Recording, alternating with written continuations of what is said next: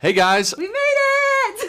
Finally. Sorry we were a little bit late. We actually made it. We've had quite the adventure in the last... What, half hour? Yeah, half hour. Thanks to this hero, though. He understands how to find life hacks and tell him the story, because you can describe it. Yeah, so we were trying to get to the studio, and we punched in the address on Apple Maps, which many of you know can be a little bit buggy and weird. In this case, it was. And so we were looking for the studio, and it took us to a salon that had the same name. First, it took us to a creepy warehouse. Then I'm like, this is not where we're supposed to be. So we've been running around. So anyway, so I was like, you know what? Let's just look it up on Google Maps. And sure enough, we were like 5 minutes down the road. Genius. In the wrong direction. So Genius. So close so far. But welcome. We are here. We're surrounded by all the Own Your Everyday books. So many books. I don't think I've ever seen this many of my... never seen this many of my own book. It's kind of crazy. Yeah, and we're going to get the signing pretty soon. And it comes out tomorrow, which is crazy. Okay, tomorrow. Can you tell I'm freaking out? But we have a bunch of y'all's questions that you sent in, and this cutie over here is going to help just, what? I'm the moderator. Facilitate. I get to moderate. Fancy title. I'm going to add that to my LinkedIn resume. And I'm going to be signing a bunch of these books that y'all ordered, and just keep signing them. If you want to order them, you can go to the premiercollectibles.com/Jordan link and get an autographed copy, or you can just hang with us. So, should we start with questions? Let's start with I'll question start one. and answer the cues. Awesome. Okay. Heather in Fairfield, Ohio asks, what advice do you have for a new writer starting to write a book? Hold your breath, girl. I think the biggest thing is hold it loosely and be willing to just keep going, because it is a long process. Do you remember when I first started writing and I was like, everyone would tell me this is going to take you a while, this is a big endeavor, this is going to be such a process, and I wrote like my rough manuscript, which isn't even the book anymore, in the first 3 or 4 months, and I'm like, this is easy. I'm like, I got this. Little did she know. Yeah, little did I know 2 years later. So I think the biggest thing is understand that a book it's a work of art. Like, I truly have, this is the first time I feel like I've really created a tangible, well thought out, like real long, I don't know if long is the right word, but just a work of art, and good art takes time. So I think the best piece of advice I can give is start small. You never know what it's going to turn into, and be willing to hold it loosely and be patient with the process. Don't make it your whole world. Make it an important project. I think that's sometimes what I started to feel is I made the book like everything. And that's actually where I got really clouded in my thinking. I really struggled to create strong structure. And so really just kind of letting it be what it is and holding it loosely was really key. So, hey, thanks. You're also a great extra arm. I'm also a book passer. He's also a book passer and a moderator. That's my title. Awesome. Sweet. Okay. Question number 2. Okay. From Maggie in Muscle Shoals, Alabama. It's a cool city. Muscle Shoals, like mussels? Yeah, sure. Okay. This is a huge milestone for you. Yes. So what's your next goal to accomplish? You're speaking to my true Enneagram 3. Yeah. My true Enneagram 3. My biggest prayer is that this book would be something that women want to share and pass on. So it's crazy because I think launching it is a milestone, but then seeing where it's going to go is like the second milestone. So I've really been praying for a chain reaction. I've been praying that this would be something that you read, that you highlight, that you pass on to a friend, that you recommend to a friend. So I think the next milestone is that I want to see this reach far and wide, that in 8 weeks it's more and more women are finding it, reading it, buying it, sharing it, passing it on than they were this week. So I think it's really just the reach is my next milestone. Awesome. There's a lot of other things, but that's a whole nother story. So we'll leave it there. Sweet. All right, next question from Madison in Bono, South Carolina. Y'all live in cool cities. They all have cool city names. Just my observations. What was the toughest obstacle you had to overcome throughout this entire book writing process? You could probably speak into this. I don't know, maybe starting the book over. You guys. Pushing the release date back a couple months? I mean, that's not why we pushed the release date back, but once it got pushed back, I was like, you know what, I think I can make this book even stronger. And I was given 10 days to do that. So that was how we spent Christmas. And Christmas break in Arizona. We didn't rewrite the entire thing, but we did a lot of refining and We even added in a chapter I felt was really important. So it's just crazy. I think the hardest thing to overcome was, again, being patient with the process. I'm such a quick start. I'm a quick mover. I'm an achiever. I'm like, next thing, next project, next goal, let's go. But I think what's so cool is now seeing this, it really makes it come, like, it's taught me so much, and it really makes it come full circle for me. And it shows me why patience takes so much time, and why the willingness, like I was talking about with holding it loosely, to refine, to rethink, to be willing to let go of something I thought was going to be it, and recover it, retitle it. I mean, we had such a crazy process, a very unexpected process. So being willing to roll with those punches and believe that in the short term it might be a frustration, but in the long term it's going to be worth it, was such not only a good life lesson, you know, in the grand scheme of things, but also when it comes to creating. So. Awesome. All right, next question. Okay. Haley from Martinez, Georgia. Comparison is a huge struggle for me. How do you confront comparison of yourself to others? Ooh, I just talked to someone about this today. So a couple things, and this is actually in chapter, hold on, let me verify before I get too ahead of myself. So I wrote about this, I wrote an entire chapter on it in chapter 7, because it's such a real thing. And I was talking with a friend of mine today about how I think sometimes we as women feel like, oh, I'm just gonna like finally be more confident one day and I'll overcome it and I'll never struggle with comparison again. And I think that's actually kind of a lie, and we're setting ourselves up for frustration or for failure or just for feeling like, dang, I'm still struggling with it. So a big thing that I have learned is it's actually something you have to fight on a daily basis. It's just like one of those things that I've had to continue every single day to, you know, struggle or not struggle, like fight against. And so a couple tangible tips, one that I offered in On Your Everyday was ask more than you assume and communicate more than you compare. Because I think the root of comparison is ultimately assumption. I told a story in here, not to give it all away, but it's a little tiny part, about how I would compare myself to this woman at the gym. Like, this lady was like crushing it, right? So I'm telling myself this narrative in my head. I'm like, this chick probably has a private jet, probably has like $1 million job, meetings with the president. Like, I made this whole scenario in my head because she was good at HIIT workouts, right? I'm like, she's amazing, she's better than me at everything. Well, then one day I ended up having to talk with her because we crossed paths in the gym, and I made eye contact, and I was like, hi. Because I don't know, how do you make eye contact and not talk to somebody? So anyways, I asked her what she was doing for her workout, and then she invited me to do it with her. And I'm freaking out. I'm like, oh my gosh, I don't want to look like a weenie. So I'm going to say yes, but I really don't want to do this Navy SEAL level workout. So anyways, long story short, ended up doing the workout with her, got to know her, and we were like, so like-minded. She was so normal, like she was an incredible person, but this whole scenario I had made up in my head was like completely inaccurate. She was just somebody who got up early because she went to bed early.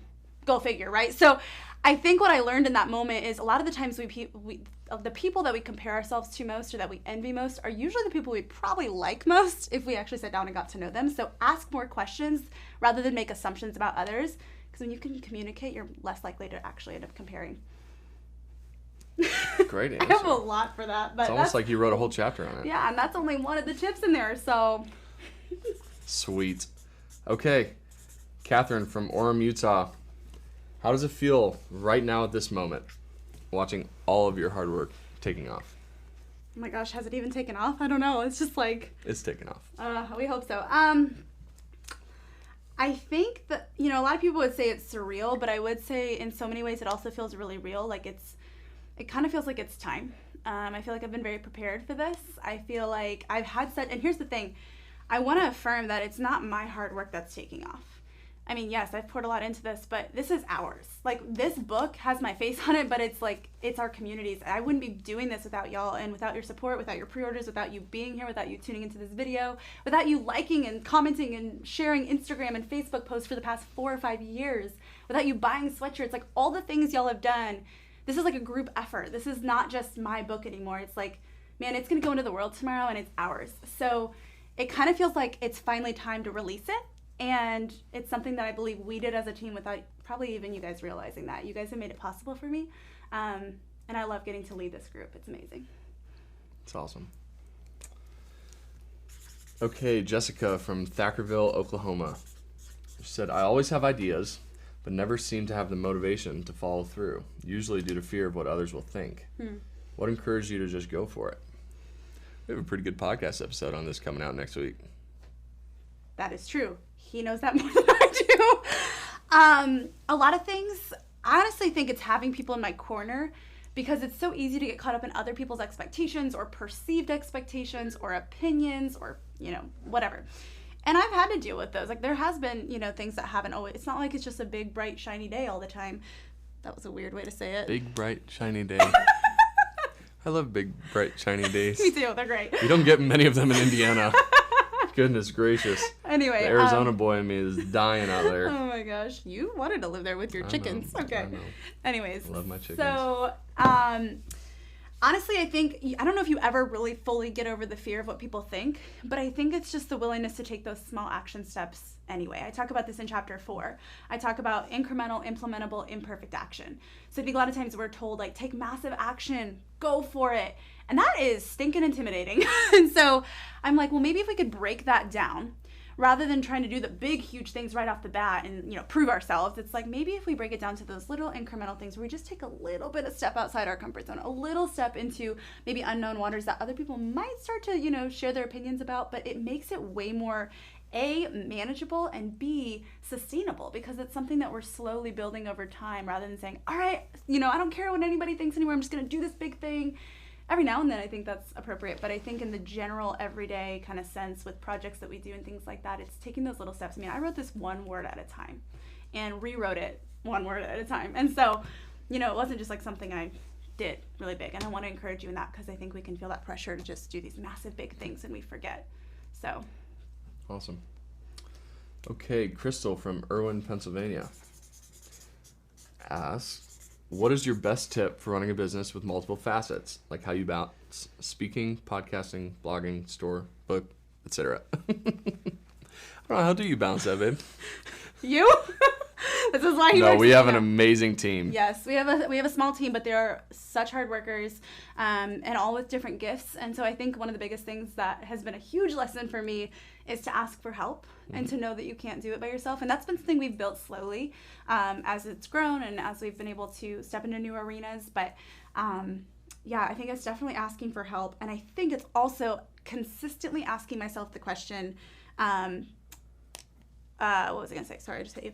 I think it's consistently asking yourself the question, what do I want to let go and what do I want to grow, right? There are seasons for everything. There's been times where I have, really wanted to grow this part. And then I'm like, you know what? I think it's time to step into a new season and grow this part, like with the book, right? So sometimes you can't do all the things at one time, but you can have different facets and some operate at higher volumes than others.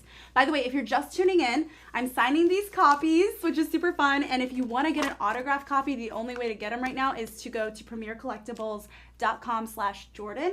And that's where you can actually pre-order your copy. So make sure that you do that if you want, or not pre-order your copy, or I've been saying that for like months. Yeah. Order your autograph copy. The day is here. The day is here. Time to order. Time to get your book. No, but you can get an autograph copy by going to premiercollectibles.com/Jordan. So go grab one of those because there are a limited amount right here. Woo, I just knocked over my water bottle. We're fired Easy up. there, hon. Okay.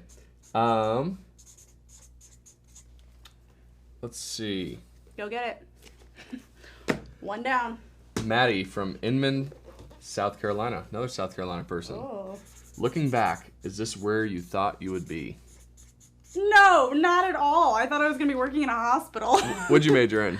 I actually studied healthcare management and policy, which you will also hear this story in the book. But I really didn't think I would be doing this with my life. I've always been a storyteller. I've always been a creative in many ways. For a long time, I think I kind of stifled that part of me because I really focused on like academics and I need to be, this, and there's nothing wrong with focusing on academics, but I never really allowed myself to explore my passions for a while. And then when it kind of evolved and snowballed just by trying one little thing, it's crazy where it's led. I mean, I was just looking at some old pictures of when I first started and I'm like, dang. So it's just sometimes I think we fear not knowing our plans or even clarifying our dreams. And I think there's value in clarifying our dreams and dreaming big, but holding them loosely again. It's sometimes those unfigured out dreams are the best things because they allow us to discover dreams we otherwise may not have even fumbled into. So yeah, it's been a really fun adventure. Sweet. Okay. Can I also pause to show the cookie? Oh yeah, you You gotta guys show want the to see cookies. these cookies? Okay, so my mom, bless her soul, she brought a super cute cake for the lunch party, and then she also brought me these little cookies. They look like books, and they say "Own Your Everyday." A neighbor friend of theirs actually made them, which is just super cute, and I can't wait to eat one. But I had to bring them to show you guys because because I was like, these are amazing. Anyways, we can move on. I just was really excited about the cookies. She gets excited about baked goods. And sugar, which is why we have cystic acne problems. But anyways. All right, Megan from White Pine, Tennessee asks, how do you overcome insecurities when you feel underqualified in a room with a lot of people? So like in a room of people that Are you feel fancier than me? Yeah. How do you overcome insecurities when people are fancier than you? Take your fancy pants off, I guess. I don't know. I don't know. I don't know. One of the biggest things I say is taking ownership for them. I think sometimes we want to just acknowledge that they're there, or we want to ignore that they're there, but not actually get to the root issue. So I was actually talking to a friend about this earlier today as well. And we were saying there's this thing where we can notice, like, I'm insecure about my face or my weight or my quirks or like whatever our thing is, right? We all have these different insecurities that we carry around. And, you know, I was talking to her, I was like, well, I think that we have to finish that thought. Because a lot of times we say, like, I'm insecure about fill in the blank, womp womp, right? It's like, that's not helping you. But I think to actually say, I'm insecure about blank because fill in the blank, getting to the root of the issue, I think is key, number one. It's the very first step to overcoming or at least breaking through any insecurity that we have. I talk a lot about this coming up in next week's episodes on the podcast. But being in a room with other people who are either know more than me or are more established than me, or I just feel like a little intimidated by, one of the best strategies for that is being willing to learn from them. Like I said, usually those people that you compare yourself to is somebody that's ahead of you, or, you know, further along in their journey, or more developed or more successful or whatever. So what I've had to learn is like, well, what can I learn from that person? Like, what could I actually gain and maybe even bring to the table, and maybe even just be willing to ask? It goes back to that ask more than you assume and communicate more than you compare. So that's been really huge, is just maybe being willing to learn rather than feeling like you have to measure up and like prove that you've got it when you totally don't have it. So awesome. Okay, next question from Adrienne in Raceland, Louisiana. She asked, what was your favorite part about the writing process? This part right here. Seeing the final product. I mean, it's been fun and very rewarding throughout, but I think kind of seeing it all come together is honestly my favorite. That's awesome. I'm kind of a done person. I'm like, let me see the finish line. And you can get the signed final product at premiercollectibles.com/Jordan. Yes. See? Like that. Okay. Oh, this is a good one. Oh, just one. Oh, there Are we it is. getting new things? Yep. New questions. Yay! Gabriella from Airville, Pennsylvania asks, how do you go about choosing a pain point for your business/brand in a way that's not limiting? Pain point like that you're solving? Yes. That's a good question, and I think it depends on what you've learned and what you walk through. I actually talked about this a little bit in my coaching course. I think it can really work for that you get when you pre-order or when you get one of these. But I think it's actually really tuning into what people are asking you. I think sometimes we think like, this is what I'm going to do, and this is what I'm going to talk about. And to some degree, you do want to chase your passions and what's exciting for you. So don't limit that. But like you said, you don't want it to feel like it's constricting or like you're in a box. And there's times I felt like that, right? Like you can start to live into others' expectations. But I think the first step is learning, like, what do people come to me for? Do people come to me for advice on relationships? Do people come to me for financial advice? Do people come to me for creative, ideas for their businesses, for their work, or something else? So I think really zeroing in and tuning in to what other people are asking for you or of you, and then also what your expertise, like own your genius zone is kind of a way I say it. Like you've got to learn to identify that, and it's usually when you can start going, what do other people say I'm good at? What do my friends come to me for? What if clients in the past come to me for? What do I end up talking about with clients maybe in the wrong field because we're over here talking about relationships, I thought I was going to do photography, right? So I think you just have to zero in and tune in on that, and don't be afraid to own your genius zone. I like it. Also, last thing about not being too limiting. I could go on about this forever, but what I will say is you have to remember that when you're speaking to an audience, whether it's 10 people or 100 people or 100,000 people, one thing you have to remember is that you can speak into a variety of pain points to remind them that you're human behind the brand, right? You're not just like one specific thing. You're a multifaceted human being. However, I think another thing to remember is you don't have to sell your thing to everybody. You don't have to sell your service to everybody. You don't have to sell your... Did I just almost hit you? I just almost got a Sharpie on my face. Oh, little tattoo for the launch. Little face tat. We're hardcore over here. No, but I think it's remembering like you can reach a variety of people, even if they're not necessarily your client yet, It's good to niche down on what you're selling or what you're offering, but remember you're a full person and connect with a full person, because in 2 years they might need what you have or what you have to offer. So I think really keep that in mind. Then you won't feel limited, but you also won't feel stretched too thin trying to sell everybody everything. Does that work? Yeah. Okay. I think you should do a course on that. We've been saying that for a long time. Yeah, just you guys let us Someday. know. Someday. Send us some messages. By the way, if you're just tuning in, go to premiercollectibles.com/Jordan and get one of these signed books. There's a limited amount available. Go grab your copy. See these right here? They're coming out to you. So go get them. Okay. Carry on. Okay. Best question of the night. Oh, geez. What is Matt's favorite chapter / section of the book? You have to answer that one. I like chapter 5. Because you're in it. Is that the one you're in? I get them all confused. I should probably know this. It's about changing your perspective when it comes to when your dreams don't work out the way you thought they would. So you can either view it as failure or as like a learning lesson.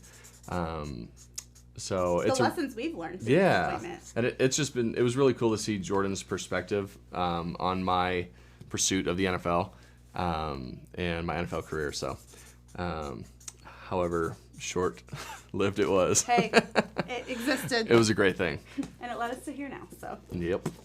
Okay.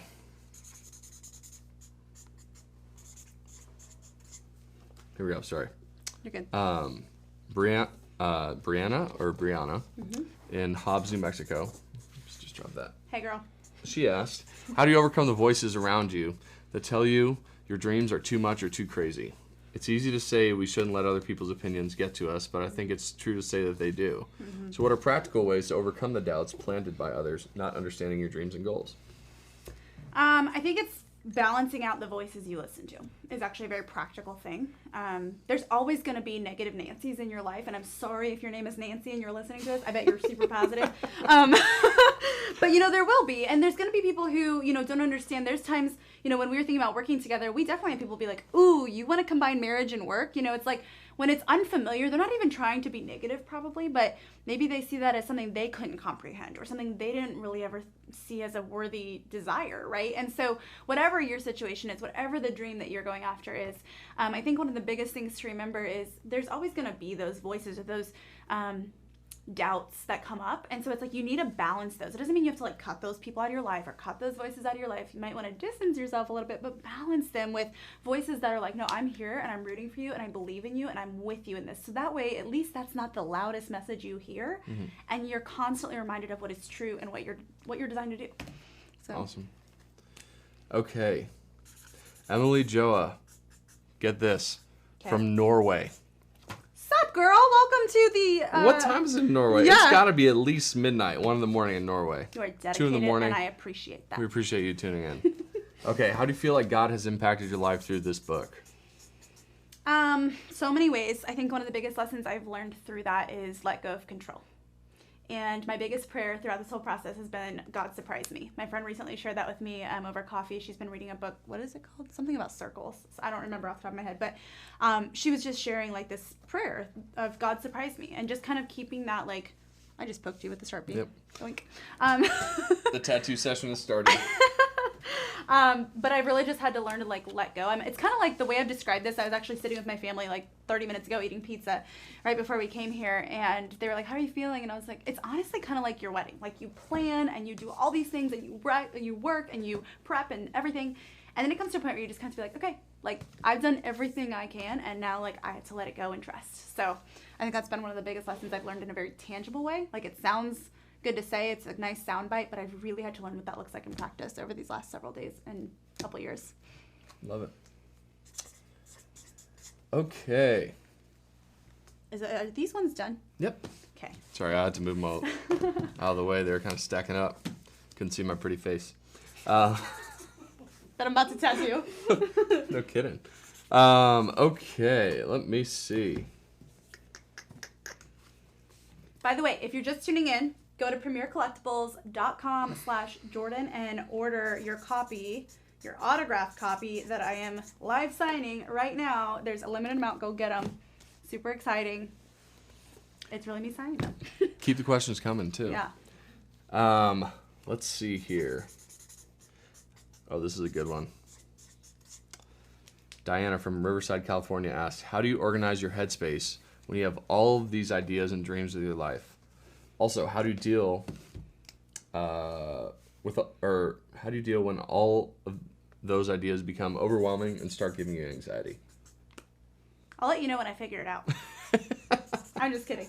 Sometimes I don't. Like, sometimes I totally overwhelm myself. Sometimes I wake him up at 3 a.m. and I'm like, I have an idea. We need to talk about it right now. And he loves it. So I got her a little notebook to keep by the bed. So when she gets these spontaneous ideas, she can write them down and I can sleep. Yep.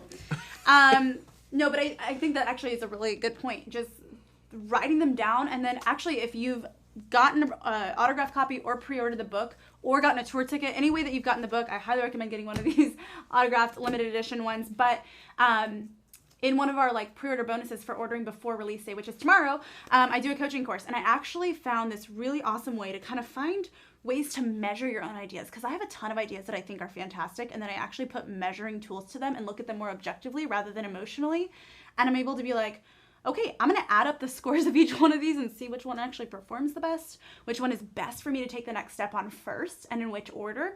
So it really is a great way to measure your own ideas from an objective standpoint. Really simple tool, but super helpful, and it's something that I try to do when I feel like there's 15 different options and things swirling around in my head and I don't know which one to pick. So definitely go grab that if you haven't yet. So sweet. Yeah. Okay. Do you ever find that people question what you're doing because of your age, due to being highly successful at a young age? All the time. And I doubt myself all the time too. But I think that's why I think it's one of the biggest strengths too. I think sometimes our biggest weakness can be our biggest strength. And for me, it's just I have to own it. You got to own where you are. You have to own your expertise. You have to own your story. And you have to be willing to be coachable. Don't ever walk around cool, I'm 19 and I know everything, right? However old you are. Or even if you're older, I was just talking with my friend about this today. She's like, I'm 41 and I still have to be coachable. And so I really want to encourage you, doesn't matter what age you are, own your expertise, own the story that's been given to you, own the opportunities that are in front of you, walk into them fearlessly and boldly, but be willing to be coachable in them. And that's where you're going to be successful. Awesome. Okay. Here's one. Guys, we're dwindling. There's going to be less and less signed copies. I know, you Go see get these? one. Those are yours. These are available. Go get them. PremierCollectibles.com/Jordan. Go get them. They're going fast. Yes. Okay. I would love to know how many chickens you have and if you plan on adding any other farm animals to your family. Well, I think we have different plans about the farm animals. Okay, so we started with 8 chickens. No. Oh, no, we started with 4, We then I started added with 4. 4, and then suddenly we had 8. And I was like, where did these other ones come from? Well, I got some at Tractor Supply, and I got the other ones at Rural King. So, and it's a good thing I got 4 more because we lost 4. That's so true. if you're thinking about getting chickens, get twice as many as you think you'll need because you'll probably lose half of them to predators. Yes. So. What was the other part of that question? Something about farm animals? Are we adding any other farm animals? No. Matt wants to own, what did you want? A lamb or a goat or something? No. Didn't you want a different farm animal? No, I'm content with chickens. Oh, good. Okay, cool. That was not what I thought you said the other day, but yeah, we have 4 little chickies. Betsy, Annie, Dixie. What's the other one's name? Oreo. Mm-hmm. She doesn't really fit in with the other names. No, Annie's not. No. Oh, Annie turned into Andy. We forgot. Annie ended up being Andy, which is a rooster. So when you get them as a chick, you can't really tell if they're going to be a boy or a girl, but you kind of take your chances, and one turned out to be a boy. So we couldn't keep the rooster because we wanted eggs, not chicks. That's a whole nother biological lesson we probably won't get into that I had to learn. But anyway, we now have 4, and I don't even remember the 4th one's name. What's her name? Why can't I think of it? Dixie? Rosie. Oh, Rosie. That's right. Okay. Thank you so much for your vulnerability. If you could tell your 12-year-old self anything, what would it be? That's a good question. I think if I could tell my 12-year-old self anything, it would be, oh gosh, there's 100,000 things. I think it'd be between 2 things. One, how do I say this in a way that makes sense? Okay. It goes back to the whole being coachable thing. Be willing to learn. Never try to pretend. I think that's where a lot of us begin to struggle with things like imposter syndrome and fear of what other people think, because we try to pretend we know. So I think the being okay with being young, and knowing that you can set an example when you're young and to really own that and not look at it as like, oh, I'll get to that when I'm a grown up, right? Or I'll get to that when I'm older, or when I have more influence, or when I have more fill in the blank. So the willingness to be coachable. And I think the other thing is, own what God says about you, not what other people decide they want to put on you. Mm-hmm. So.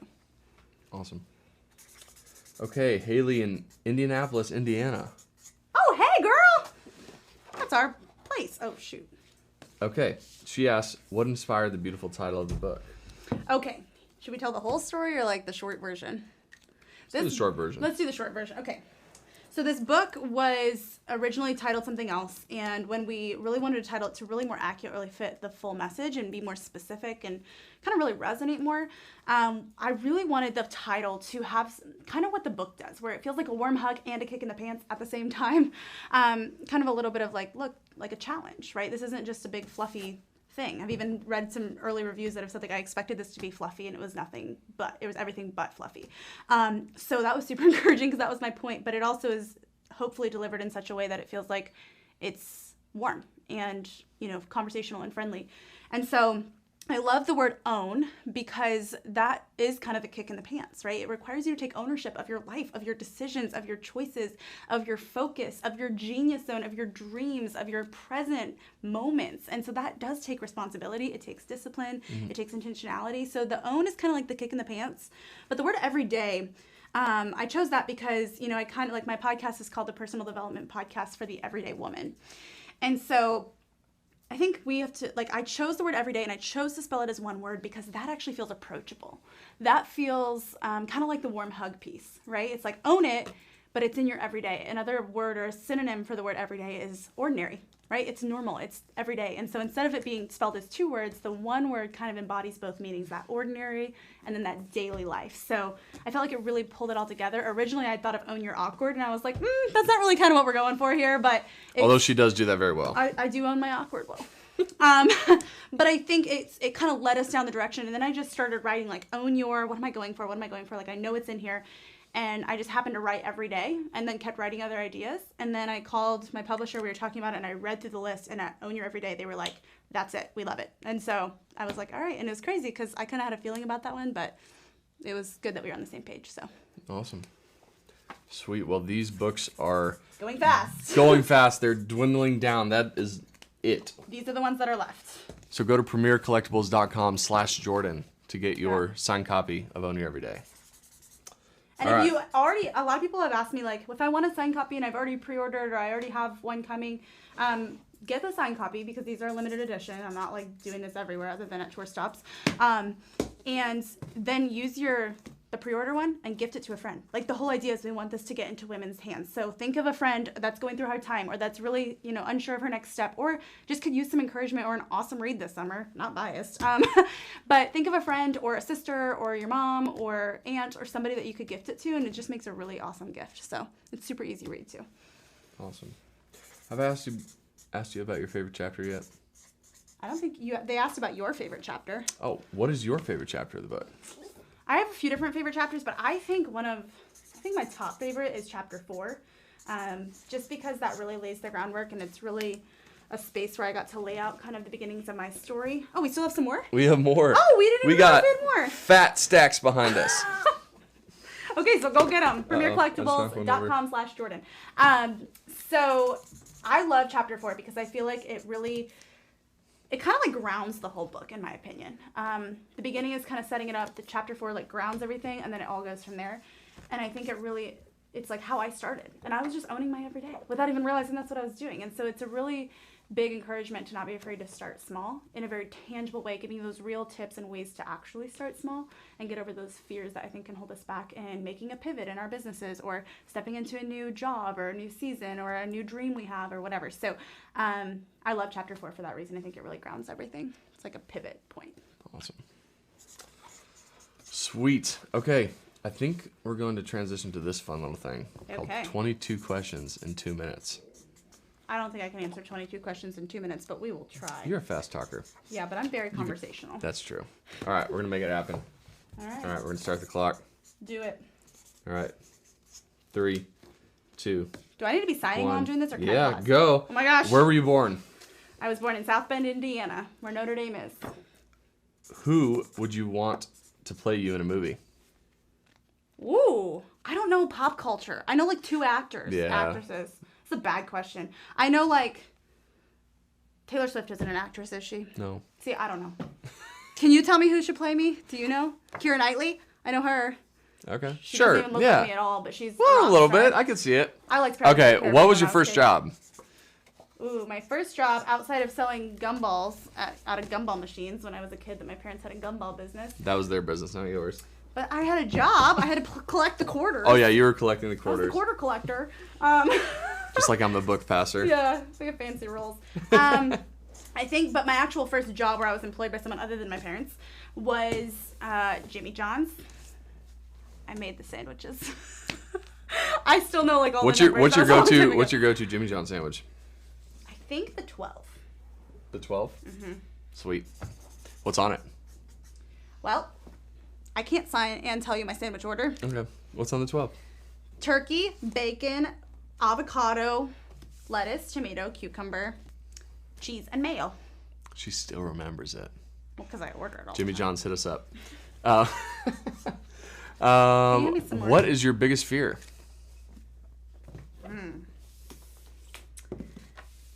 Playing small. Because sometimes that Playing self-doubt. small. I think not like playing small in that like not taking the risks that life offers. Mm-hmm. My mom always told me like life is about taking risks, and sometimes that means they go exactly how you want, and sometimes that means you get the lesson you needed. So, yeah, I think just allowing fear to hold me back or like self-doubt to hold me back or comparison to hold me back. That's really why all of part 2 of my book exists. So, yeah, I would say playing small and allowing these like kind of mindsets, not even really skill sets, to hold me back. It's like I never want to look back at my life and have regret just because I didn't take a risk. Sweet. Okay, sorry, we're way over 2 Yeah. minutes. Number 5. Who makes you laugh the most? I would honestly say you, so Sweet. there you go. Number 6. What is the one thing you need to have in your fridge at all times? Oat milk. Oat milk. Thanks that to- and watermelon. Yes. Yep. Sometimes I'll like call them, I'm like, can you go to Kroger and get some watermelon for me? And not like a whole watermelon, like the stuff that's already cubed. Because it's so much easier. For her Who safety. wants to cut a watermelon? Yeah, seriously, I would probably cut myself. All right, what is the last concert you went to? What is the last concert I went to? Need to Breathe, maybe? Yeah, Need to Breathe. Need to Breathe. At the Morris in South Bend. Who's the most interesting person you met recently? No, I'm just kidding. Man, most interesting person I met recently. I just met Jamie Ivey today. If anyone knows Jamie Ivey, she's pretty awesome. She has a podcast called The Happy Hour, and she and I are like kindred spirits. We sat there and like talked for 20 minutes, and we were like, we should probably start our interview. She's great. I loved her. Awesome. What is your middle name? My middle name is Lee. It's on the book. It's on the book. It's okay. My own friends are like, isn't your middle name like Marie or Taylor? And I'm like, it's all over Instagram and my book, but we'll go with that. So it's fine. Awesome. What is your favorite Bible verse? I don't know if I have a favorite Bible verse. I like the whole Bible. But I think one that really stands out to me is Psalm 37:4. Delight yourself in the Lord and he will give you the desires of your heart. That was something that we were both actually like, before we met, that was something that we had both like read and we're kind of like, I don't know if meditating on is the right word. That sounds ultra like fancy, but it was just something that was on both of our hearts. And then we happened to meet and we were like, wow, like it doesn't mean he's going to give you everything you want, but it's just a powerful verse in my life. So Awesome. Number 11, what is the last book you read? that's a good question. I've been reading High Performance Habits by Brendon Burchard, and I've also coupled that with the devotional titled Rest. It's all about balance. You gotta rest and you gotta perform and you gotta like, yeah. Okay, what is your favorite hobby? I'm not so much of a hobbyist, but I do enjoy long runs. Like as much as you would think that's not really a hobby. Yeah. It's like refreshing and relaxing for me. And I've definitely liked reading more. I think when I was in like the trenches of book writing, I didn't really read much because I was like, I cannot look at words anymore. Like I'm exhausted. And it was also like kind of to really make sure all my ideas were my own and original. So I haven't read any of the books I feel like that have come out in the last 2 years because I've been kind of in my own like stay in your lane. But I've been recently What was I answering? I forgot what question. I Last book you read. Or favorite hobby. Oh, but I've been reading more now, and I'm like, oh yeah, I actually really do like this. So I would say jogging and reading. Not at the same time, though. That's dangerous. Unless you listen to an audiobook. True, but I'm not, I mean. And Own Your Everyday is also. That's true. On I've audiobook. gotten more into audiobooks. It's like I'm slow to every train. He's been doing the audiobook thing for a long time, but it is an audiobook, and I narrated it. So if you're more of a listener, go get that after you get your autographed copy at premiercollectibles.com/Jordan. Sweet. I was just about to interject that, but we just hit the halfway point of 22 questions in 27 minutes. Woohoo! What is your guilty pleasure? What do you think my guilty pleasure is? You know me, Bill. Brambleberry crisp Oh, from Jenny's. yes. Brambleberry crisp from Jenny's. Crisp or, yeah, it's crisp, right? Crisp, yeah. We had it every Not night on our crunch. honeymoon in Nashville, which is where we are right now. No. Oh, we should go get some Brambleberry crisp. Yes. No, we had it in Charleston. We went on our honeymoon What in Charleston. am I saying? We're in Nashville now. You know what, y'all? Like, I've just The signed up honeymoon for never 100 ended. bucks. It's just been pure bliss. Don't- 2.5 years of pure bliss. We'll go with that. No, it has. No. Look, we're being honest. Okay. Oh yes, this is my favorite one. Oh, Lord. have Jordan, mercy. do you have any talents? I don't. Any hidden talents? Bummer. Nope. You're not going to make me do this, are Yes, you have to. What's my hidden talent? She has like 3 of them. I do? Okay, I'm not doing the ones with the face. Yes, she can suck her nostrils closed. What else? Oh yeah, touch her nose with her tongue and then clap single-handedly with both hands. And it's brilliant when she does it all together. Come on, go. Come on. You are ridiculous. Please. I will clap with one hand. Do it for the book. So I can There's do this. people watching. I can't believe you just made me do that. No, but I can close my nostrils, Close touch the my nostrils. tongue to my nose. Touch your tongue in your nose. And clap. Yeah, my dad taught me to do that when I was a kid, to clap with one hand. And apparently it's like not normal. Like very few people can do it. So when we discovered that it was a genetic thing that our family could do, because my brother can also do it when I was a child It's not genetic. and a teenager, my mom would put us in front of like, not put us, but every now and then we'd be with like family friends. And she'd be like, guys, do the thing. And one time we were in front of this family and there was like kids my age and I felt super uncomfortable and I was like, I was like, I'm never again going to share this talent. And now here I am broadcasting it live. It's fine. What color is your toothbrush? Purple. That was my favorite color as a kid. What is your secret snack? Ooh, that's a good question. Popcorn? Secret snack? Like one that I don't tell people about? I feel like that's kind of a... The one that no, you like chocolate chips. Oh, yeah. She'll just, I like walking in the kitchen and she'll just be like, with her bag of chocolate chips, like. You made me sound like a gremlin. Okay, how do you take your coffee? Beige. Or with oat milk as a latte with cinnamon. Depending on the day. Shout out to Indie Coffee Roasters. What is the last movie you saw in theaters? I think it's been like 2 years since we've seen a movie I don't in really theaters. like going to movie theaters. Yeah, They're stinky. they're stinky. Wow. No, I really think the last movie we saw in theaters was The Greatest Showman. No, we went to Tim Tebow's movie premiere and we saw Oh, that's Run the true. Race. We saw Run the Race. But that was like a premiere. I mean, like actually going to... Yeah, and then I went with my dad like 2 months later to an actual theater and watched it. Oh, okay. Well, there you go. Sorry. But I don't normally go to theaters. We That's are like my asking last- you, not me. That's my last like leisure activity for me. Okay. What is the last gift you gave? Mother's Day cards. Well, we haven't Yeah. actually given them yet because we saw them today, so we'll Yeah. give them today. But we have them. Yes. But we're not going to spoil the surprise. Oh yeah. Hope mom's not watching. Okay. What cause is dear to your heart? Oh man, a lot. It's been really cool because it's a couple different things. I really love getting to provide opportunities, or at least having a hand in providing opportunities for high school and college women to work and to get the skills they need. So even just our shop, like there's been a lot of opportunities for girls in high school and college to help package and ship and be a part of that process. So that's just, I think education is a cause, especially when it comes to like work and like professional skills, especially in our culture where it's so digital and everything. Like it's getting harder and harder, so I really love to provide those skills in that way. And then causes, I think, we've done a lot when it comes to like partnering with organizations that do things for human trafficking over the last several years. Not always consistently, but that's just a cause close to my heart, because being a woman and hearing stories and being a part of a community like that, I think is definitely something that hits me. Awesome. What is number 1 on your bucket list? New Zealand. We have to go to New Zealand. Oh, that kind of answers number 22. Where do you want to go that you've never been? New Zealand.